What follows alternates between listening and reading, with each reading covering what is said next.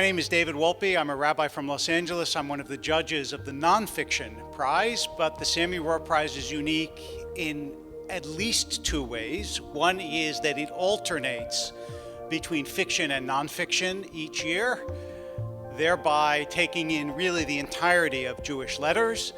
And also it is unique in that it is based primarily, but not solely, on the book. We also interview the authors, and both the finalists and the winners are people who the judges feel will make a contribution in the future to the world of Jewish learning and to the world of Jewish culture. So it is an honor given not just to a piece of work, but to the person who produced that work. And that makes it wonderful and beautiful. In 2006, it was established by the children of Sami Rohr to honor his extraordinary literacy and vision, and now, of course, continues on in his memory. So because his family is here this evening, we celebrate you and your continuation of this wonderful vision as we celebrate our authors, who I am now just going to introduce with a word, and then we'll start a conversation. To my immediate right is Leff, who is the author of The Archive Thief, about which you will hear more.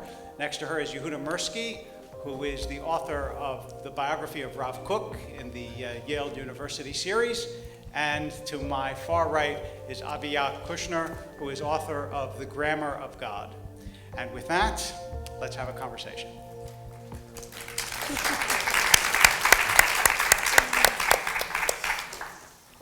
Okay, so I warned you this was going to be my opening question, so I feel no pangs of conscience in asking it. But we live in an age of Twitter, so in 2 sentences, which actually is more ample than Twitter would afford you, tell us what your book is about, and if you want to add a 3rd sentence about why we should all read it, that would be okay too. So I'll start, Aviya, with you and come. Okay, The Grammar of God is about the experience of reading the Bible in translation after a whole life of reading it in Hebrew, and about the great surprises that experience contained. And we should read it because? Let's see, I think every translation is an interpretation, and I think that the translation that you read affects your understanding of the Tanakh in unexpected ways. Beautiful. Yehuda? So my book is an attempt to present the lifetime's thought of a colossal thinker who played a really major role in creating much of modern Jewish history as the founder of the chief rabbinate of Israel, and more importantly, the most significant rabbinic figure and thinker to endorse Zionism, and who is still, to this day, the leading thinker behind religious Zionism. Sentence number 1. Those subordinate clauses. I know, they'll get you every time, don't you? Sentence number 2. A man, his story is, so to speak, the sacred history of the contradictions of modern Jewish history. I remember reading about Henry James that once he was talking to someone at the theater and the lights were flashing and so on. He said, "Patience, madam, the predicate is coming." So, Mark Twain's joke about sitting at the hours in a German opera and saying, "Shh, I'm waiting for the verb." Right. Lisa. A Jewish historian stole tens of thousands of documents from European archives during and after the Holocaust. Was it rescue or theft? And we should read it to find out the answer. Okay, wonderful. So let me ask 1 or 2 general questions before asking specifically about your books, which is, it's the world of Jewish literature and writing in general, like all of modern scholarship, is changing. Could you have written this book 50 years ago? Would it have been a very different book? I'll start this time with you. Yeah, definitely not. I mean, my book is looking at someone, it's a biographical approach, it's about a person, but it's not about a great man. You know, it's not a biography of a hero. And I think especially in the Jewish world, it's only recently that we've felt secure enough to start writing histories of complicated figures who are neither heroes nor villains, and were willing to look at these kind of more ambiguous and smaller figures who are maybe more like ourselves and whose stories tell us something very different than stories of heroes. Yehuda, could you have written, I mean, obviously. Well, in some ways the answer is yes and no. Yes, because someone did. In 1946, Jacob Agus wrote a volume about Rav Kook, not unlike mine, called Banner of Jerusalem. I think it's held up remarkably well, given all the publications and manuscripts of Rav Kook to which he did not have access. He did a wonderful job. So that's the yes part. The no part is that that book of his was published by a Jewish press and not by a mainstream American university press. So I think 50 years ago, a biography of a 20th century very Orthodox rabbi would not have passed muster. And in the case of Rav Kook, there's a lot of translation involved, literal and figurative, and sort of getting American people who can read and deal with these materials. There were some 50 years ago, but nowadays more, and certainly for readers. Aviya. So your question is, could a book like this have been written 50 years ago? And I think my answer to that is I'm not sure, but I'm certain that 100 years ago it would have been impossible. And the reason I'm certain is if you look at Jewish translations of the Tanakh that are 100 years old, like the Jewish Publication Society translation from 1917, you will notice that it's often very close to the King James. And you can feel, at least I felt, the fear in the Jewish community. The fear of having a very overt Jewish interpretation and this constant desire to include Christian understanding. So I would say 100 years ago, no way. I think 50, it gets a little muddled.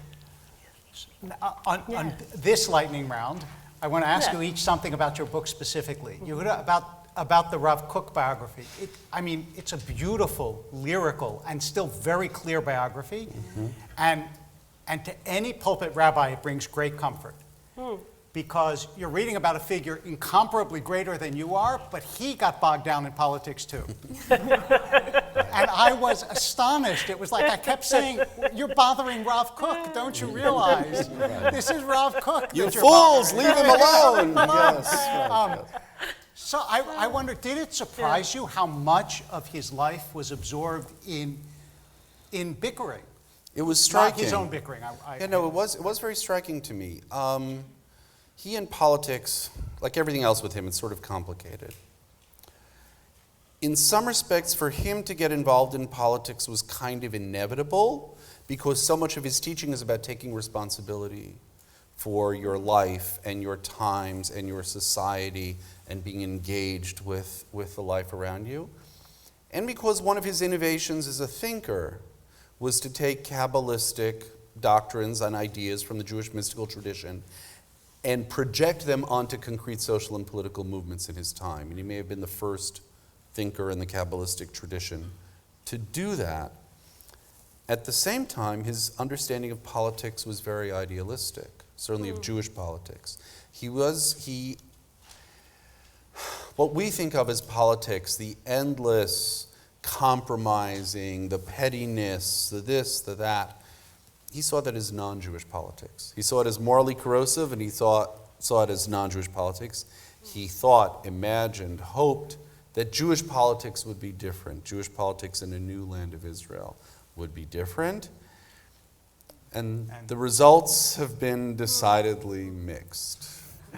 Lisa, so there is this principle that we know primarily from, I suppose it really became common among Jewish scholars in Gershom Sholom's work on Shabtai Tzvi, and then Jacob Frank, mitzvah haba avera, a mitzvah that comes through a sin.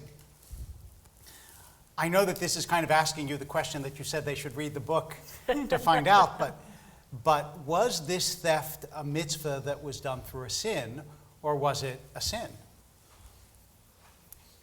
Yeah, that's a great question. So was he diving into the mire somehow? And maybe give a little bit more background as to what about he the did. theft and French history. Yeah. So Zosa Tchaikovsky, who's the person that I wrote about, started taking things illegally for the archives, for American and Israeli collections, starting during World War II, and a lot of what he was taking was documentation that he found, especially in Berlin, that he found in bombed-out Nazi ministries.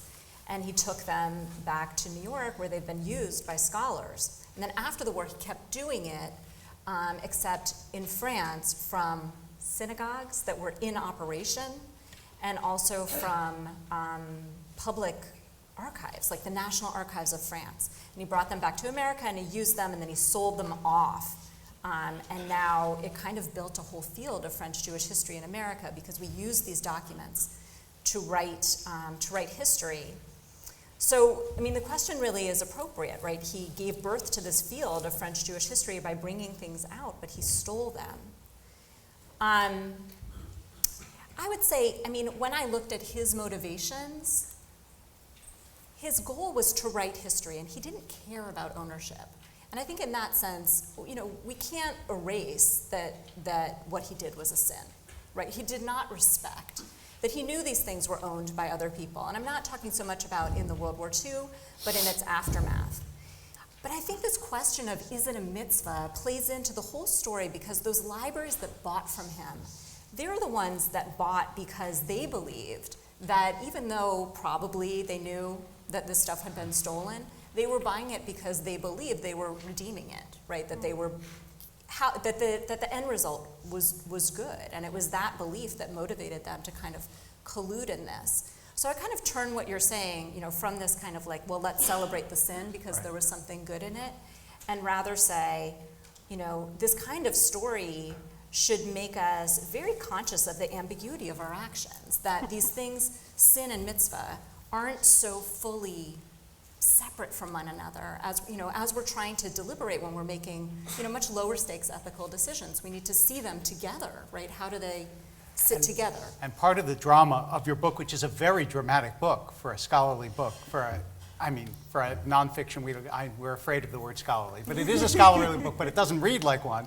But part of the drama is it is his internal sense also of whether what he's doing is okay or not. Right, and I feel like that, he's a person whose personality remains constant, this drive for the archives to take it. And as the context shifts, of course, that drive means one thing in World War II, Jewish chaplains all over, who were with the United States forces all over Europe, were doing lots of things that were illegal because the law didn't allow them to do what was right. And it was very common to, go off base to go and help DPs, right? This is something that the chaplains did. But in the 1950s, right, to keep going into the archives to take things, well, but Tchaikovsky's mind, right, remained in that extra legal place. Aviya, I want to ask you a question that is somewhat about your book, but not exactly, and that is that the reason, obviously, that the American Jewish community is so needful of translation and understanding translation is because we don't speak Hebrew. Yeah. And it's impossible to read a book like yours and both be unaware of the nuances and the interests and the way in which translation even influences Hebrew speakers, but at the same time lament the fact that you can't, as a rabbi, you can't get up in front of the congregation and give a drash that depends on a nuance in the Hebrew unless you so elaborately explain the Hebrew that by the time you're done, it's as long as this question. So why don't we? Oh, what a question. Well, and how could we? Yeah. Well, you're speaking to the heart of what motivated me here. I actually believe that the American Jewish community made a historic mistake in not emphasizing Hebrew, in always making Hebrew something on the sidelines. Hebrew teachers, like my mother, they're never the people in charge, And it's very sad because without a strong understanding of Hebrew, you really are handicapped, I think, reading the Tanakh and reading Jewish law and reading many Jewish texts if you don't understand the way the Hebrew language works. So what can we do? I think First of all, I think we have to start early. And I think we have to really start very early with Hebrew for children. And I also think that we have to make a big effort to respect the Hebrew language and the teachers of it. And I think we all know that. Most yeshivas, with all due respect, a rabbi will be in charge. Right. Almost never a writer, almost never a language teacher, and I think it's a problem. And it makes me very sad. I'll tell you, when I first moved to Chicago, I was saddened that between aliyot, the rabbi there felt the need to explain what was coming up in an Orthodox shul, what was coming up in the aliyah. And I thought, unbelievable. An Orthodox shul, I would hope that you would be able to make it through a couple of psukim and understand. So I think that to think of Hebrew as a stepchild, or maybe something that's just Hebrew literature at 4 p.m. is a mistake. Yeah. And what do non-Hebrew speakers, if you can isolate this, and it may be too broad a question, what do they miss most in not having the language? It's a great question. I would say the short answer in one word is layers. I think what's awesome about Hebrew is that it's a multi-layered language, and that one word can have multiple meanings, multiple contexts, and also multiple historic contexts, like a modern context, an ancient context, a medieval context. And I think that non-Hebrew speakers are limited to one layer. So it's not that you don't get anything from reading a translation. You get something. But if there are 4 layers, you get one. Right. And you give illustrations of some words and their multiple layers. And it does strike me that 2 of the 3 books here, in a way, have their origins in Hebrew. Right. Yeah, absolutely.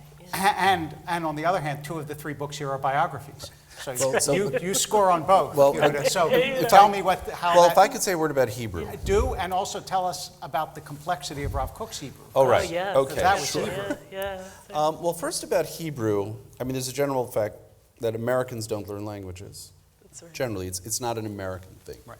to learn language. But the second, in terms of American Hebrew, I have to acknowledge my sister and my brother are here with us this evening. And they well remember both our father and our grandfather, each in their time, were the presidents of something that was called the Histadrut Ivrit Ba'Amerika, the Hebrew Federation of America, which was part of this Hebraist movement, which is Professor Alan Mintz has famously put it, is one of the best kept secrets of American Jewish history. Right? That for some decades, there was this thriving Hebrew movement in America, and it ended. It ended for a bunch of reasons. As my brother pointed out once, this is one of the few sort of areas in Zionist movements where a lot of the people who believed in it actually went and moved to Israel, so much for that. But also Michael Weingrad wrote a wonderful book a few years ago about the literary fortunes of the Hebrew movement in America. And he sort of pointed out that in literary terms, they were wedded to a kind of classicism, and they were still wedded to Bialik when everybody else was on to symbolism and expressionism.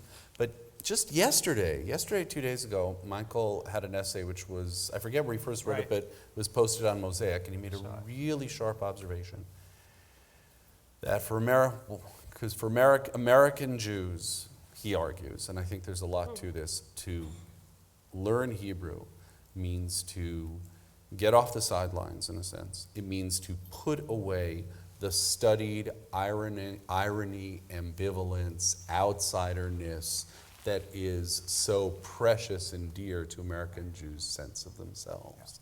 And it's a very subtle point, but I think he was really, really onto something. With Rav Kook's Hebrew, it's kind of sui generis, because unlike most thinkers, Rav Kook's canonical works of thought come out of spiritual diaries that he kept for himself. It's almost no other Jewish mystics kept spiritual diaries like he did. And he wrote in his own kind of language, which was all about these layers, right? He's mixing modern Hebrew in every register, biblical, Talmudic, rabbinic, midrashic. He's studied with allusions because he's thinking. And did he intend those to be? By and large, not. He didn't intend them for publication. He starts keeping this diary when he's a rabbi in a shtetl, a young rabbi in a shtetl, and does it through his whole life. when he writes things that are deliberately for public consumption, they're a little more studied, they have a beginning, a middle, and an end. They tend not to be as interesting. So Yeats said that with our arguments with others, we make rhetoric, and our arguments with ourselves, we make poetry. Beautiful. And yes. his poetry, there's a lot of poetry. There's a lot of, because when he actually sits down and tries to write poetry, it comes out very wooden and very stilted and very didactic and not something you would want to read unless you were deeply interested in him. And in this journal writing, this sort of stunning gushes, thousands of pages of sort of, it reads like free association until if you're familiar with the Kabbalistic and philosophical sources that he's working with, you see there's this like fantastic poetic gust and stream, and if you pay close attention to the language, he's actually working out technical issues in philosophy or reconceptualizing Kabbalistic doctrines as he goes. So, to turn to a very different personality, did he have, and this is what you were saying actually made me think about it, did Tchaikovsky have a conception of what Jewish history was? And was he stealing documents to a point, or was he just trying to preserve stuff just because he didn't want anything to be lost? It's so interesting listening to Yehuda talk about, and both of you actually talking about language and layers of meaning. Because one of the theories I have about Tchaikovsky is that his relationship to all these things of the Jewish past, all these documents of the Jewish past, is almost like a mystic's relationship to language. Mm-hmm. And that he's, did anyone read the book The Bee Season? This Milo Goldberg novel where there's this character who goes and collects shiny things and makes she has a mental illness. And has Kabbalistic. And it has Kabbalistic stuff, and she's made this beautiful mosaic with all of these found objects. And sometimes I think of Tchaikovsky that way, that because so in his work, what he did with these, when he was a historian, he instead of as a historian, my training is to digest all of the documents that I find, read them, digest them, and then tell a story based on them. But the documents disappear, right? I write a narrative. When you read my book, you don't see the documents, you just see the sense I made of them. Tchaikovsky would never do that. For him, it's a mosaic of the documents of the past, right? So that you see them in all of their layers. It was more for him about making documents visible, these things of the Jewish past. And there's something, he's totally secular. He's not even a good Hebrew speaker, right? He's working in a very different tradition, but there's something almost mystical when you think about the practice. Mm-hmm. Well, I have to say, one of the things that moved me deeply, there was a lot of things I loved in your book, but one of the things that moved me really deeply is when you conjure up this picture, especially especially somehow with the chapter about pre-war Paris, him and this circle of people, these emigre Jewish sociologists, for peace sake, who think that they're somehow going to keep Jewish, whatever this beating heart of Jewish history is, they're going to keep it alive through archival research and sociology, and just the passion that they're applying to this just like moved the daylights out of me. It's sort of the way you conjured it up there. Well, we do have like Hebraist, Kabbalist, historian. Right. We have a lot of the Jewish, of the Jewish attempts to preserve the Jewish past and make it live, represented in both your personas and your books here. Yeah. Interesting. And it does speak to and in that sense, maybe these couldn't have been written a long time ago because both the successes and the failures of all of those groups have only become clear in the past probably half century. Or how consequential they've been. Jewish history as a form of Jewish identity, Kabbalah's place, and also in the place of Rav Kook, a theologian, Kabbalist, who actually had a profound effect on on politics down to the present, and the vicissitudes of Hebrew, and the rediscovery, also the literary turn in biblical studies, right, which is so significant for your work, happens just in the last few decades. When you said he had a profound effect on the politics, right, please don't take this example too literally. But was his son sort of the St. Paul That is, were the politics really affected by Tzvi Yehuda Kook or by Rav Kook? Was Rav Kook the theoretician and the figure, but his son was the one who translated it into the doctrines that actually spread to everyone who they believed? Well, it's the $64,000 question. And it's a question also that I'm very torn by, because I'm sort of trying to look at all of this dispassionately as an historian on the one hand, and also at the same time somebody who's very engaged in these questions. Sort of the short answer, perhaps Weasley answer, right? He's a large and capacious thinker who admits of many interpretations. The elements that his son, Rav Tzvi Yehuda, builds on, and just for those who are not familiar, Rav Kook's son Tzvi Yehuda, via his interpretation of his father's teachings, and he succeeds his father as the head of his father's yeshiva, becomes sort of the spiritual godfather of the settlement movement, starting in the late 60s, but especially taking off in the 1970s and down to the present. The elements that Tzvi Yehuda works with are there in Rav Kook. There's no denying that they're there. There are other, a lot of the questions are, how do you want to read him? Do you want to read him as a sacred text? Do you want to read him as a guide to political action in the present? Do you want to read him as a canon that can brook no contradiction? And then if the answer to all those is yes, then yeah, you get something that perhaps looks a good deal like Rav Tzvi Yehuda. And then there's this question, of course, should a theologian like Rav Kook be read for manifest political content at all? Right? Especially somebody in those sorts of Kabbalistic doctrines, or can he be translated in different ways? One of the knocks on my book, right, one of the reviewers, Alan Nadler, said that I wrote a very good book about a really important figure whose ideas were far more dangerous than I was willing to admit. And I think there's something to that. That but again, probably makes people want to read the book. But a lot of it goes That's on what how you on how you choose to read him. And the last thing I'll say, especially in the political context, our interpretive choices are moral choices. So that's a good lead into interpretation and moral choices. One of the things, again, that I found interesting as far as the backstory, Aviya, of your book, is that Marilyn Robinson, who's probably the most morally, probably has the most defined moral posture of any modern novelist that I can think of anyway, and certainly is the greatest inheritor of a moral tradition of any modern American novelist. That she's the one who, in a sense, sparked not your interest, but your commitment to write about this. And I wonder if you would speak about the interplay between her traditionalism and understanding of the Bible and your instruction of her and what the Bible was really, how it was written. Yeah, it's a good question. I think, as you probably know, Marilyn is very much a Calvinist. She has a very particular view of Christianity. I myself was so unfamiliar with Christianity that I don't think I understood initially that her view was very particular.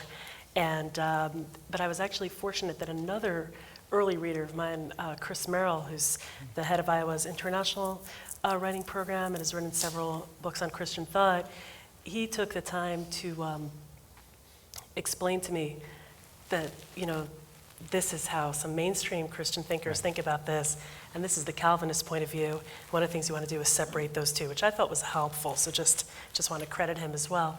I think that studying with Marilyn made it very real for me just how dominant the Christian understanding of some key passages is in our society. And I think that there was very little dispute of it in the classroom. It was widely accepted. So I think that was the main thing that I really got from working with her. I think I was shocked by it, by just how accepted it was. And how much of a big part of that was that it's known in English. Absolutely, absolutely. And a small point that I thought about a lot was just how the book was referred to. It was constantly referred to as the Bible. And early on, I kept thinking, no, this is not the Bible. This is a translation of the Bible. And there was no discussion of that word translation. It was just like the Bible. And I think we hear that now in our political conversation. You'll hear politicians say, the Bible says. They'll never say, the RSV translation says. And so that was one of the things that really motivated me, the way the words of the Bible were thrown around by, as you say, major moral authorities, major novelists, without any thought to the Hebrew original. Do you think, just as a follow-up, that part of the Yeah. reason that that's true is because the New Testament actually doesn't have an original? It's a great question. And I think one of the things so I think it's fair to say that in the Christian world, the New Testament is of great importance. Obviously, in the Jewish world, it's not of great importance.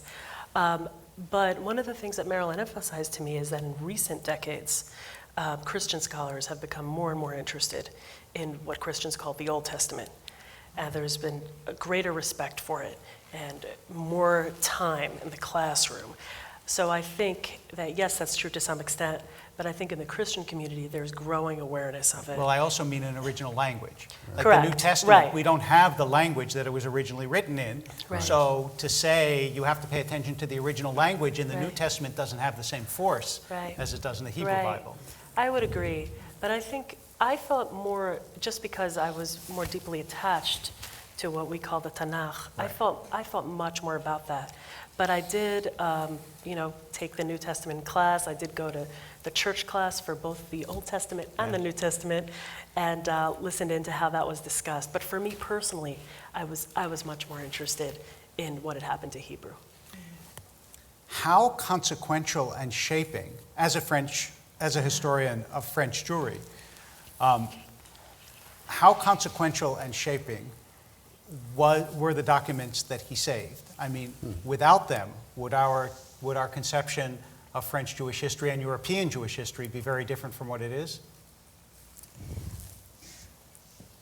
So very early on when I was doing this project, I gave a talk at NYU. It was before I published anything. I gave a talk at NYU, and probably the foremost historian of French Jewry, who is French, happened to be in New York, and he came to the talk.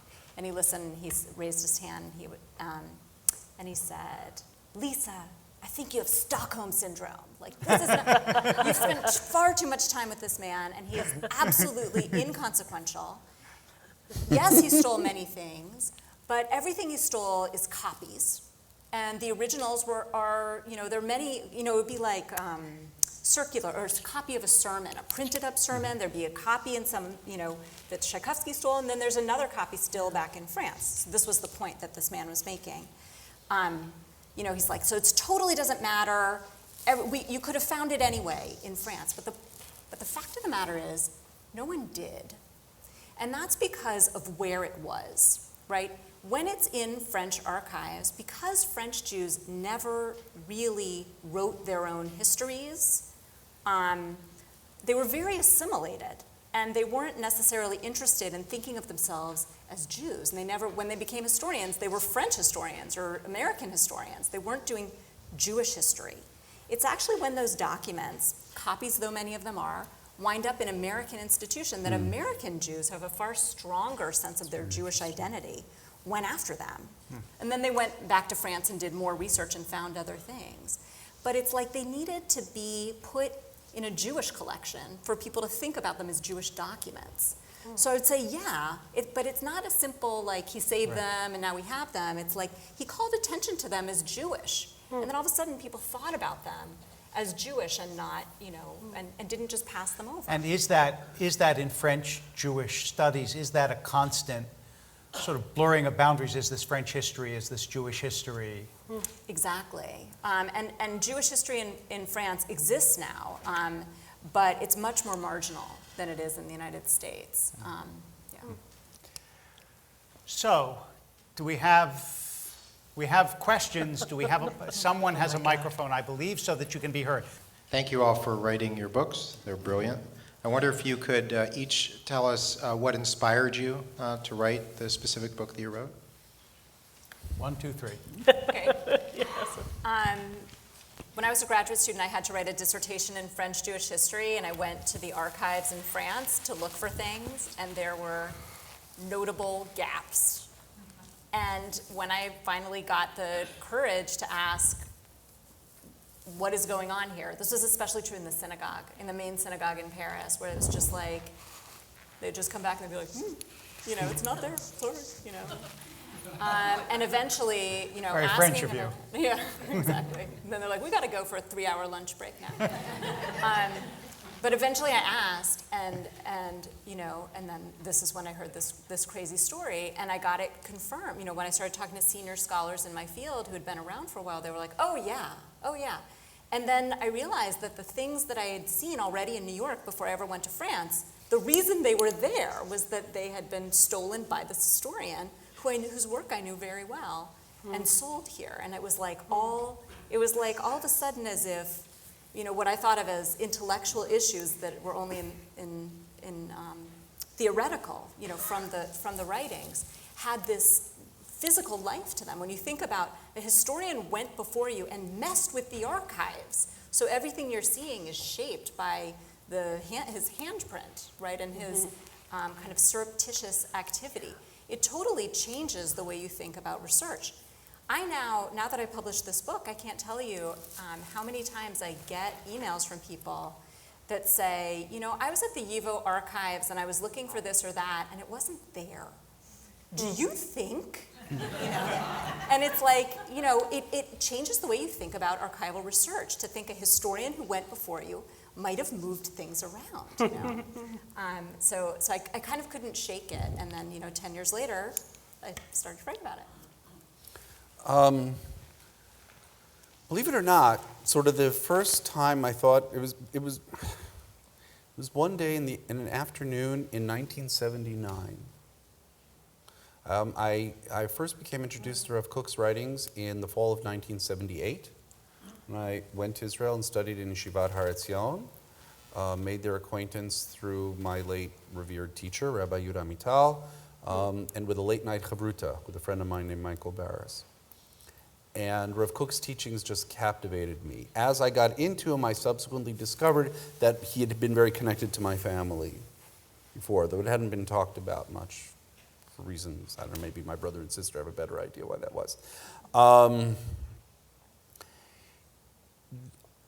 Rabbi Rafi Feuerstein once put it really well in a talk I heard him give, where he said, you're a yeshiva boy and you're going along, but you're also interested in political questions, you're interested in aesthetics, you think that maybe non-Jews have what to say, you're interested in ethical questions and social justice, you like learning the halachic passages of the Gemara, but you also really like learning the agadic, sort of the non-legal passages, you're kind of drawn to poetry, and you figure this makes you a second-class yeshiva boy. And then you read Rav Kook, this colossal rabbinic figure, a major halachic authority, outsized, and he tells you, no, this actually makes you a really good Jew. And it was just mind-blowing, right? And there was something so comforting and so inspiring. And so this idea that everything that people look at as quote-unquote secular culture that's outside the bounds of Torah and mitzvot, he's saying, no, actually, that's pulsating with holiness too. And then also he was so important, and I was studying in yeshiva on the West Bank in the late 1970s, where he was very much in the air. And I remember one day in Beit Midrash, we were getting ready for Mincha, and I was gripped by the sense that I'd never thought of myself as somebody who would write biographies. To this day, I don't see myself as a biographer kind of guy, kind of writer, and yet I was gripped by the sense that one day I'm going to have to write his biography. And so then around the turn of 2000, I wrote a doctoral dissertation about him. And then I was invited by Steve Zipperstein, who was co-editing this Yale series, to write this short biography of him. So that's how it all came to be. I just want to quickly respond to what Lisa was saying about theft and archives, and I just want to share with everybody that one of the interesting things about getting fascinated by biblical translations is realizing how many Bibles have been stolen from libraries around the world. You get there and you're all excited. You're like, ooh, there's this 1825 translation just, right outside my office. It's gone. So that's been very interesting. And, It's funny because I don't remember which hotel chain started to put dictionaries as well, but they said they kept getting stolen. But the Bibles, nobody ever took the Bibles. So The only place you can't find Bibles in hotel rooms, by the way, is in Israel. Is in Israel, You want to check Right. something in Israel in a hotel, you're out of luck. But fortunately, if you're in, but the Mormons make sure you have one. Anyway. That's hilarious. That's hilarious. Okay, but to answer the original question, what inspired this? I think the shock I felt when I was sitting in Marilyn Robinson's class and listening to people read out loud from the Oxford Annotated Bible and from the King James, that's what motivated me. I really didn't recognize some key parts of the Tanakh in translation. And as you can probably see, I'm pretty expressive. And, Marilyn would stop the class and say, "Why are you so surprised?" And so this book was my effort to answer that question.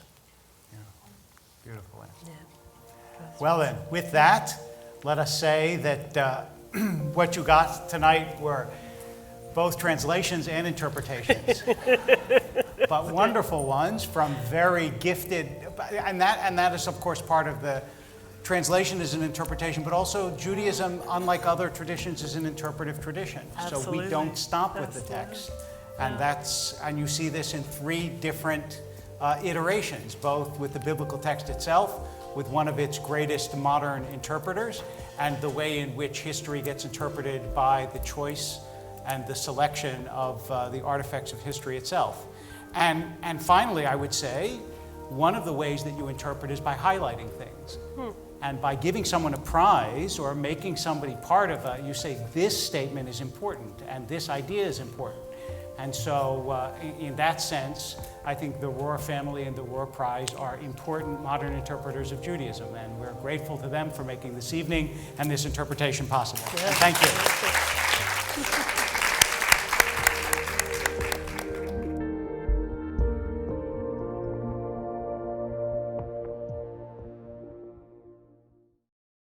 We would be pleased to send a complimentary DVD of this program to anyone who wishes to support JBS, the Jewish Broadcasting Service, with a tax-deductible gift of $36, double chai or more, to the nonprofit organization Jewish Education in Media. Simply visit the JBS homepage and click on the Donate button to make a donation by PayPal or your credit card. And please indicate the program for which you would like a DVD. Or you can send your tax-deductible check made out to Jim, Post Office Box 180, Riverdale Station, Bronx, New York 10471. And again, please remember to indicate which program you would like to receive with our compliments. And we thank you for your kind support.